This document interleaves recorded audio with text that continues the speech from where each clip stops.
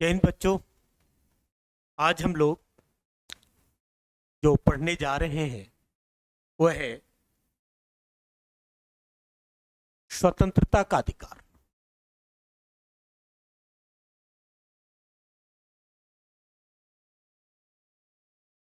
वह है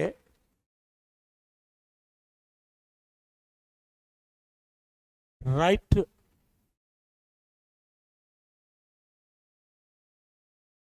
to freedom.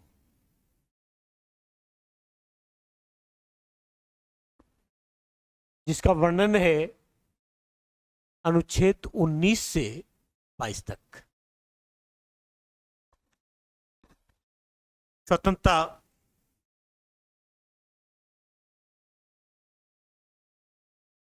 किसी भी देश में सबसे महत्वपूर्ण है जनता को स्वतंत्रता मिलना।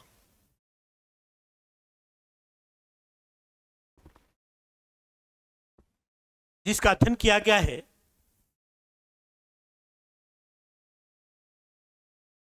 अनुच्छेद 19 से 22 तक।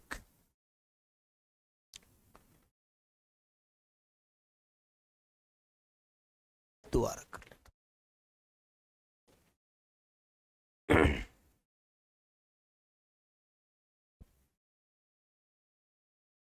जय हिंद बच्चों। आज की जो क्लास है यानी आज का जो सेशन है उसमें हम लोग पढ़ने जा रहे हैं स्वतंत्रता का अधिकार।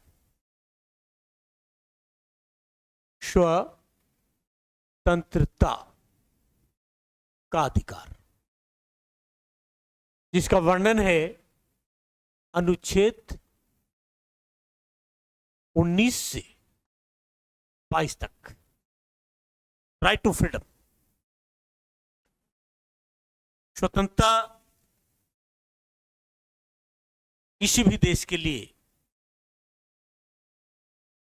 किसी भी देश के नागरिक के लिए सबसे महत्वपूर्ण है। एक तरह से आप ये मानो कि जो जिस स्वतंत्रता के अधिकार की स्टडी करने जा रहे हैं ये जो हमारा फंडामेंटल राइट्स है उसका बेस है। अगर कोई नागरिक, कोई व्यक्ति स्वतंत्र रूप से नहीं जीता है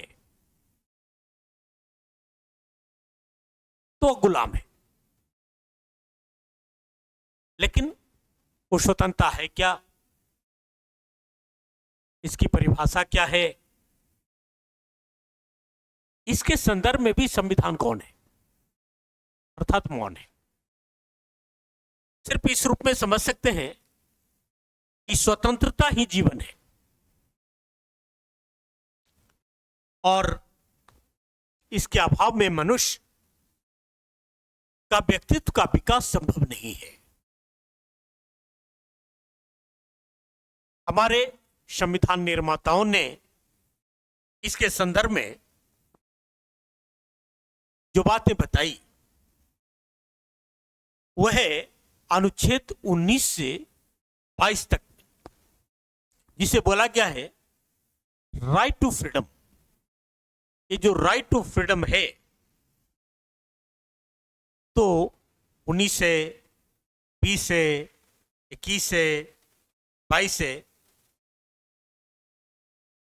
इसमें पूरी डिस्क्रिप्शन है, इसका डिटेल्स है। हम लोग इस सेशन में बिल्कुल आम जनता की भाषा में, न कि एक जटिल संवैधानिक, प्रशासनिक और इंटेलेक्चुअल रूप में इसे समझेंगे, बल्कि बिल्कुल आम जनता लेमेंस की भाषा में समझना चाहेंगे। क्योंकि यह अधिकार पूरे मौलिक अधिकार में सबसे महत्वपूर्ण है, एक तरह से आधार स्तंभ है। अब वो समझते हैं क्या है।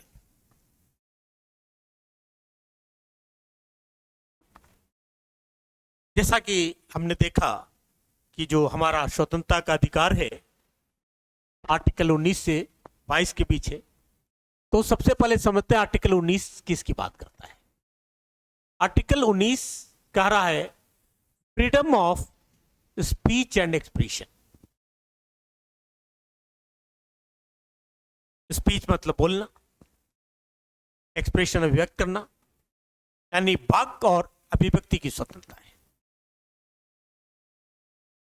इस आर्टिकल 19 में दो क्लॉजेज हैं। वो है क्लॉज 1 यानी 19 क्लॉज 1 और 19 क्लॉज 2 है। अब क्लॉज वगैरह भूल जाए तो बेटर है, यानी दो बातें। एक 19 क्लॉज 1 में है, ये तो इंडेक्स हो गई, यानी एक बात 19 क्लॉज 1 में और एक बात क्लॉज 2 में है, 19 क्लॉज 2 में। 19 क्लॉज 1 ये राइट्स देता है सिटीजन को, सिटीजन्स राइट है। और 19 क्लॉज 2 ये स्टेट्स राइट है।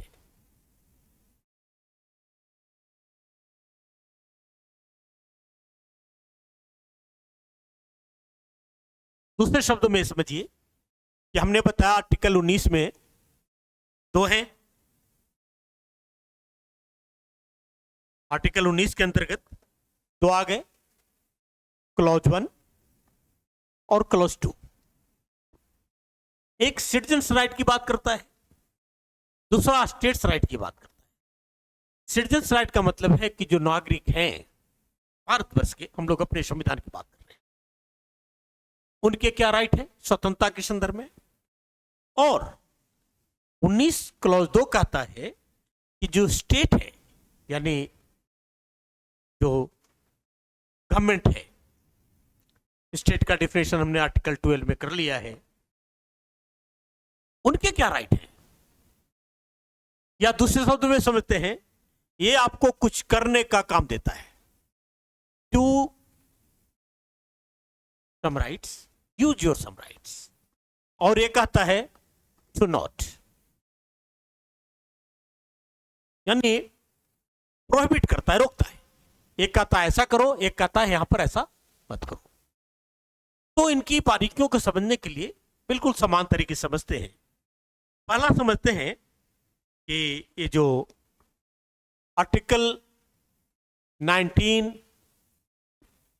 क्लॉज 1 क्या कहता है। ये कहता है कि all citizens shall have the rights. ये सिटीजन की बात करता है, पर्सन की बात नहीं करता। अगर पर्सन की बात होती तो विदेशी की भी बात हो जाता, या देश के नागरिक की बात करता है। उनके राइट हैं to freedom of speech and expression. Speech का मतलब हो गया बोलना, और एक्सप्रेशन का मतलब व्यक्त, यानी आपको बोलने का अधिकार है, अपने विचार को रखने का अधिकार है। अब बात यह है कि आप अभिव्यक्त क्या करेंगे, क्या बोलेंगे, हमें तो अधिकार है। इसके संदर्भ में आप इस रूप में समझ सकते हैं कि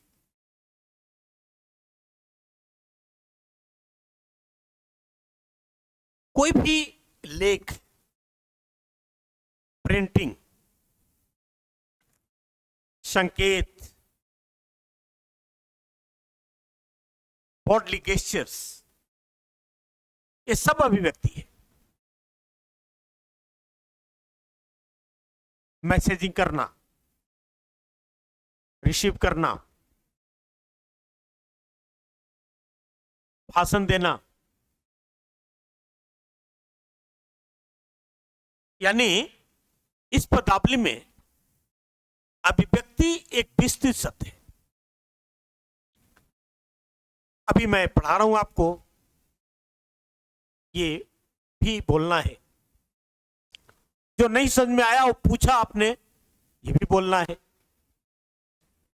कहने का मतलब है अभिव्यक्ति का विस्तृत अर्थ है, जिसके अंतर्गत सिर्फ बोलना ही नहीं है, कोई संकेत भी है। जैसे कोई नेता जा रहा है और उससे जनता खुश नहीं है तो काला बिल्ला लगाती है या काला झंडा दिखाई, ये भी अभिव्यक्ति है। आप राष्ट्रीय ध्वज फहराते हैं, ये भी अभिव्यक्ति है। बाय बाय करते हैं, ये भी अभिव्यक्ति है। ना बोलना भी अभिव्यक्ति है। बोलना तो है ही, ना बोलना भी व्यक्ति है। कोई मौन रहा था, वो भी अभिव्यक्ति है। तो यह कहता है कि हर व्यक्ति को, हर नागरिक को देश में अपने विचार को रखना, अभिव्यक्त करना उनकी स्वतंत्रता है। एक बात और है, स्वतंत्रता तो है, लेकिन हमने ये भी बात किया था, ये 19 क्लॉज 1 में बात हो रही है।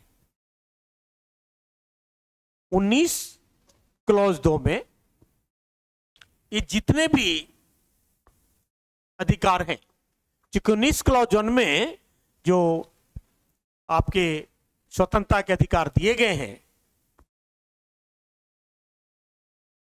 ये 6 हैं, 6 नंबर है, 6 अधिकार हैं। लेकिन ये सारे जो 6 अधिकार हैं, ये लिमिटेड राइट्स भी है, ये एब्सोल्यूट राइट नहीं है।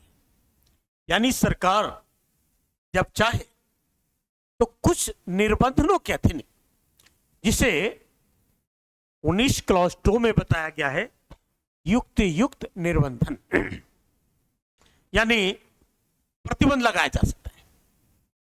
नहीं, हमें बोलने की अभिव्यक्ति है, बोल सकता हूं, गाली देने का अधिकार नहीं है, यह अभिव्यक्ति नहीं है। आप इनकलाब जिंदाबाद कर सकते हैं, लेकिन देश के विरुद्ध नारा नहीं लगा सकते। बोलने का मतलब मनमर्जी करना नहीं है, गाली गलौज करना नहीं है। बहुत सारी चीजें हैं, सुनते रहते हैं कि किसी ने बात बोली, झगड़े हो गए, या कोई राजनेता है वो हेट स्पीच जारी कर रहा है। हेट स्पीच का मतलब है कि वह स्पीच जिससे समाज में वैमनस्यता फैलती है। तो हमारा संविधान आर्टिकल 19 क्लॉज 1 में तो अधिकार दे रहा है, 6 अधिकार, लेकिन 19 क्लॉज 2 में इन अधिकारों पर प्रतिबंध भी लगाता है। यानी बोलिए लिमिटेड रूप में। जो राइट्स हैं ये एब्सोल्यूट नहीं है। सरकार युक्त निर्बंधन यानी नियंत्रण उस पर कर सकती है। ये हुई बातें आर्टिकल 19 क्लॉज 1 का 1, यानी हमने किया 19 क्लॉज 1 ए। स्पीच है, एक्सप्रेशन है, लेकिन लिमिटेड भी है। आप हर जगह ये मान के चलो आर्टिकल 19 क्लॉज 2 लगा हुआ है लिमिटेड। वो लिमिटेड क्या होगा, उसके क्या क्या फैक्टर हैं, उसके लिए आगे पढ़ेंगे आर्टिकल 19 क्लॉज 2 में कि किन किन आधारों पर लिमिट लगाई जा सकती है।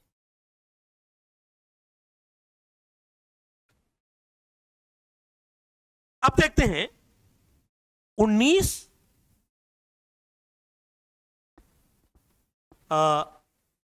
क्लॉज 1 क्लॉज बी, क्योंकि 6 हैं। यह कहता है to assemble peacefully and without arms. आप संगठन बनाइए, शांति से बनाइए, शस्त्र विहीन बनाइए, यानी कोई आर्म्स नहीं रखने। मान लो भारत में किसान आंदोलन कर रहे हैं और आंदोलन कर रहे हैं, वो अपनी बात को रखेंगे, लेकिन बंदूक भाले गड़ासे के साथ नहीं, शांति से सम्मेलन करेंगे। इसलिए कहता है आप तो करिए ही, लेकिन अगर शांति से नहीं करेंगे, आर्म्स के साथ करेंगे, या उस दौरान आप जो भाषण देंगे, स्पीच करेंगे, एक्सप्रेस करेंगे, इसे देश की एकता अखंडता की खतरा है, तब लिमिट कर दिया जाएगा, यानी रोक दिया जाएगा। इसलिए आर्टिकल 19 क्लॉज 2 लिमिटेड करता है, यानी प्रतिबंध करता है। तो पहला हमने देखा कि freedom of speech and expression है, दूसरा है to assemble peacefully without arms. उसी तरह से जो तीसरा राइट्स है 19 क्लॉज 1 सी में, टू फॉर्म एसोसिएशन,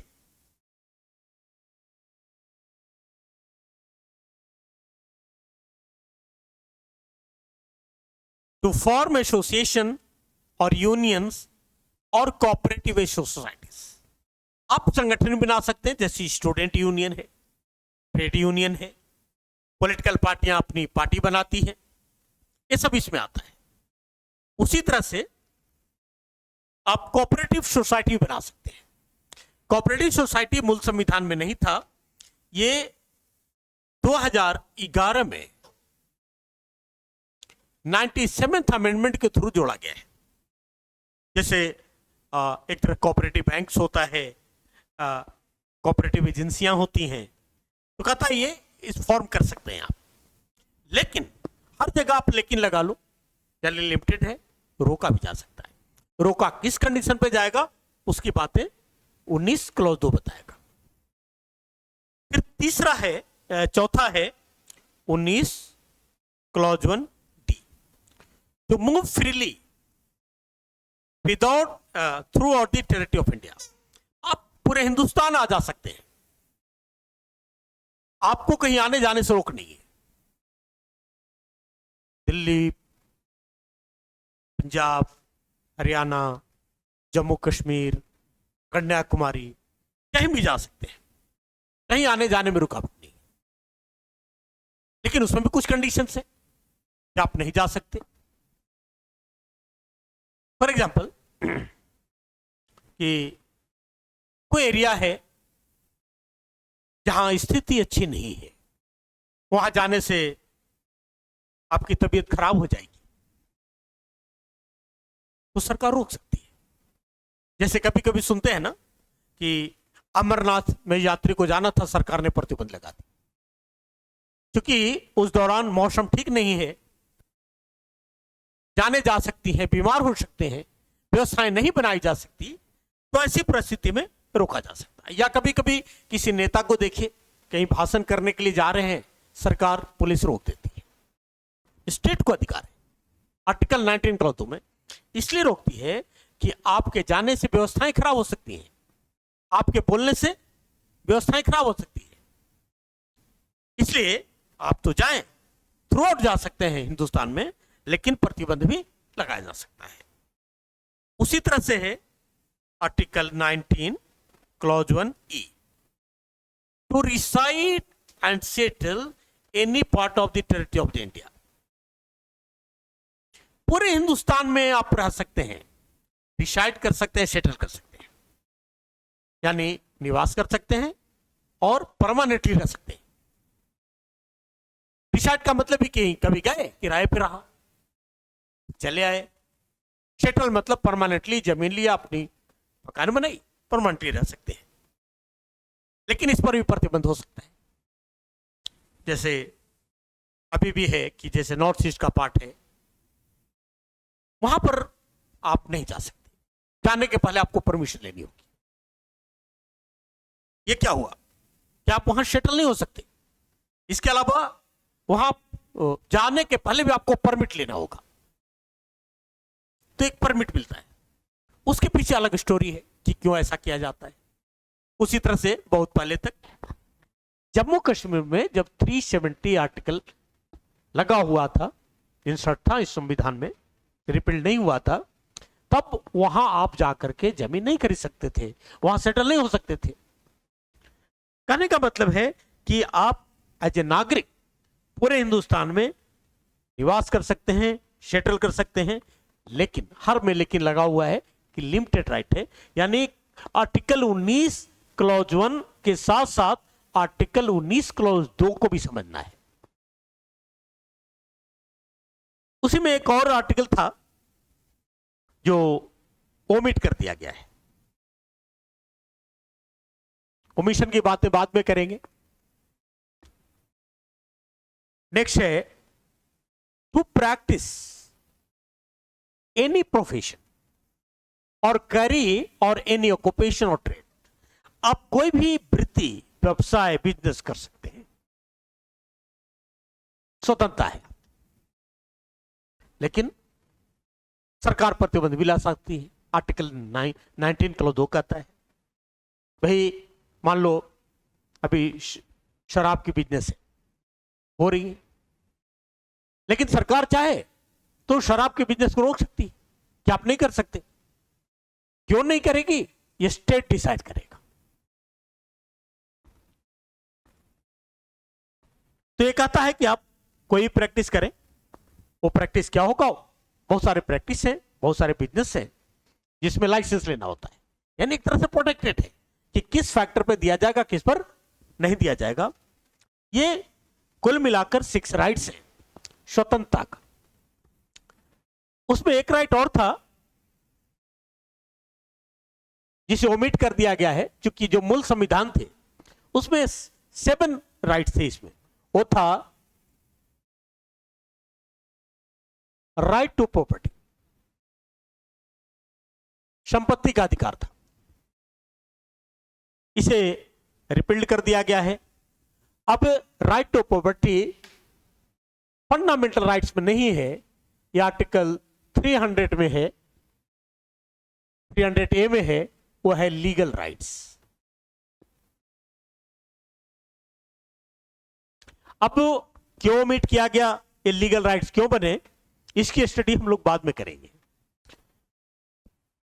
कुल मिलाकर यह निष्कर्ष निकला कि जो स्वतंत्रता का अधिकार है, जिसका अध्ययन आर्टिकल 19 से लेकर 22 तक है, अभी हम लोग सिर्फ 19 की स्टडी कर रहे हैं कि कैसे स्वतंत्रता है। और स्वतंत्रता किसी भी नागरिक के लिए बेस है, इसके बिना मानसिक शारीरिक विकास नहीं हो सकता, और उसी के लिए सरकारें हैं।